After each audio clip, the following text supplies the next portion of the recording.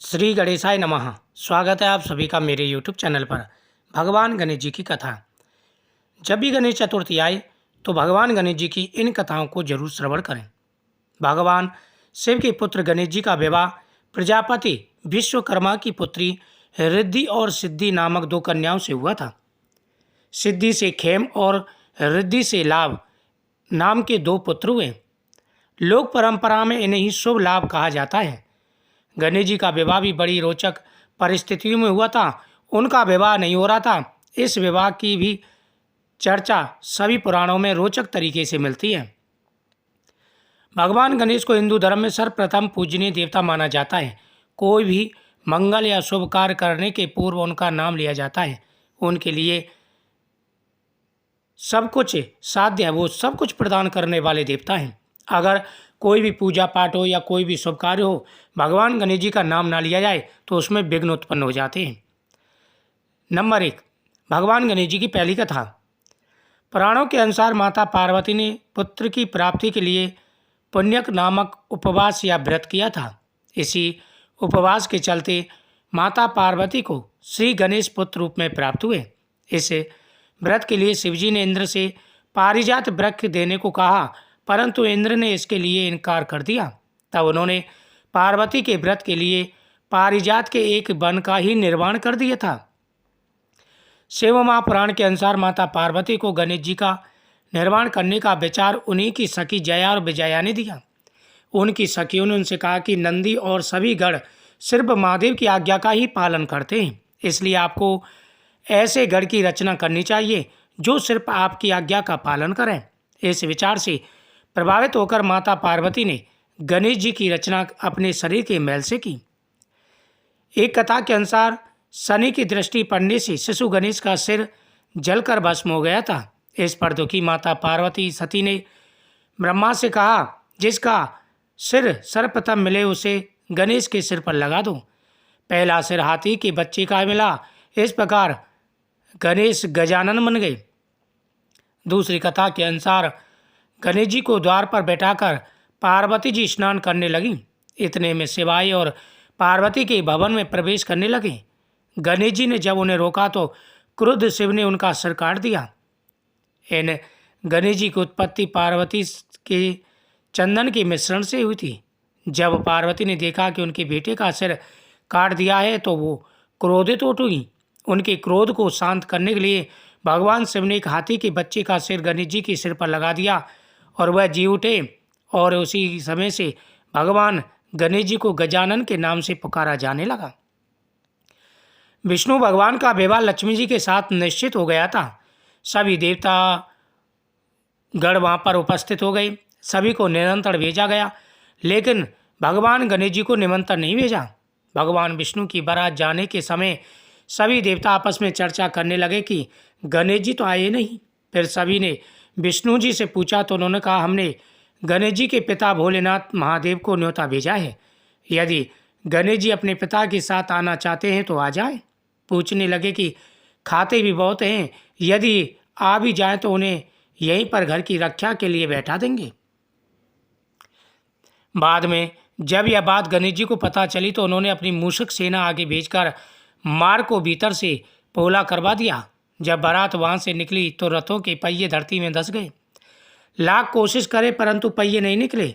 सभी ने अपने अपने उपाय किए परंतु पहिए तो नहीं निकले, बल्कि जगह जगह से टूट गए।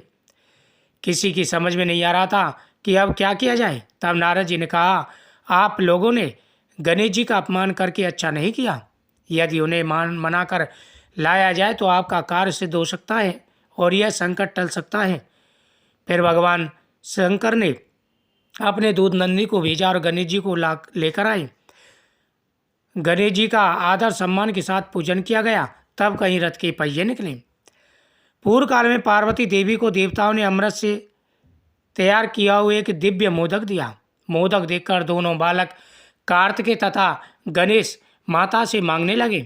तब माता ने मोदक के महत्व का वर्णन कर कहा, तुम में से जो धर्माचरण के द्वारा श्रेष्ठता प्राप्त करके सर्वप्रथम सभी तीर्थों का भ्रमण कराएगा, उसी को मैं ये मोदक दूंगी।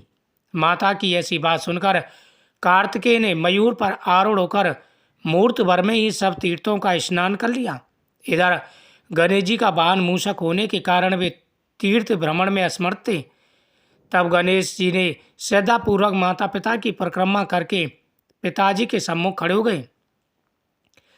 यह देख माता पार्वती ने कहा कि समस्त तीर्थों में किया हुआ स्नान, संपूर्ण देवताओं को किया हुआ नमस्कार, सब यज्ञों का अनुष्ठान तथा सब प्रकार के व्रत, मंत्र, योग और संयम का पालन, ये सभी साधन माता पिता के पूजन के 16वें अंश के बराबर भी नहीं है।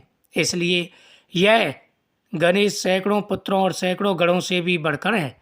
अतः यह मोदक मैं गणेश को ही अर्पित करती हूँ। माता पिता की भक्ति के कारण ही इनकी प्रत्येक यज्ञ में सबसे पहले पूजा की जाएगी। जो भी भगवान गणेश की पूजा करेगा उनके जीवन में आ रहे सारे विघ्न और परेशानियां दूर होंगी। कोई भी कार्य हो, कोई भी पूजा हो, भगवान गणेश जी की पूजा अवश्य करनी चाहिए। जो भी भगवान गणेश जी की पूजा के बिना अपनी पूजा करेगा उसकी पूजा निरर्थक मानी जाएगी और उसमें अनेक प्रकार की परेशानी और दिक्कतें आ जाएंगी। इसलिए सर्वप्रथम भगवान गणेश जी की पूजा करनी चाहिए। भगवान गणेश प्रसन्न होकर के सभी की मनोकामना पूरी करते हैं। जो भी जीवन में परेशानी, दुख, संकट आ रहे हैं, सारे कष्ट और परेशानियां दूर हो जाते हैं। भगवान गणेश जी की अनेकों पौराणिक कथाएं हैं और अनेकों भगवान गणेश ने लीलाएं की हैं जिससे व्यक्ति के जीवन में आ रहे सारे कष्ट दूर हो जाते हैं। एक समय की बात है, राजा हरिश्चंद्र के राज में कुम्हार था। यह मिट्टी के बर्तन बनाता लेकिन वे कच्चे रह जाते। तब एक पुजारी की सलाह पर उसने एक समस्या को दूर करने के लिए छोटे बालक को मिट्टी के बर्तनों के आवा में डाल दिया। उस दिन संकट चतुर्थी थी। उस बच्चे की माँ अपने बेटे के लिए परेशान थी। उसने भगवान गणेश जी से प्रार्थना की क्योंकि वह प्रत्येक संकट चौथ पर भगवान गणेश जी की पूजा किया करती थी। जब भी महीने में गणेश चतुर्थी आती तो वह भगवान गणेश जी की पूजा किया करती थी। भगवान गणेश जी ने उसकी प्रार्थना स्वीकार कर ली और बच्चे की रक्षा की। पहले तो आवा कई दिन में पकता था लेकिन इस बार तो आवा बहुत जल्दी पक गया। यह देख कर के वो भयभीत हो गया और बच्चा भी सकुशल निकल आया। उसने राजा से जाकर के सारी बात कही। राजा ने बुढ़िया माई को बुलाया, कहा कि बुढ़िया माई, आप कौन सी ऐसी पूजा करती हैं जिसके प्रभाव से आपके बच्चे का बाल विवाह का नहीं हुआ। बुढ़िया माई बोली कि हे प्रभु महाराज, ये तो सब प्रभु की लीला है, ये तो भगवान गणेश जी की कृपा है। भगवान गणेश जी की कृपा से ये सब हुआ है। मैं तो उन्हीं की पूजा करती हूँ, उनके सिवाय मैं किसी को नहीं पूजती। मैं गणेश चतुर्थी का व्रत रखती हूँ जिसके प्रभाव से ये सब चमत्कार हुआ है। तो राजा हरिश्चंद्र ने पूरे नगर में टिटोरा पिटवा दिया कि सभी गणेश चतुर्थी की पूजा जरूर किया करें। जो भी गणेश चतुर्थी की पूजा करेंगे उनके सभी कार्य सिद्ध होंगे। बोल गणपति गजानन भगवान की जय।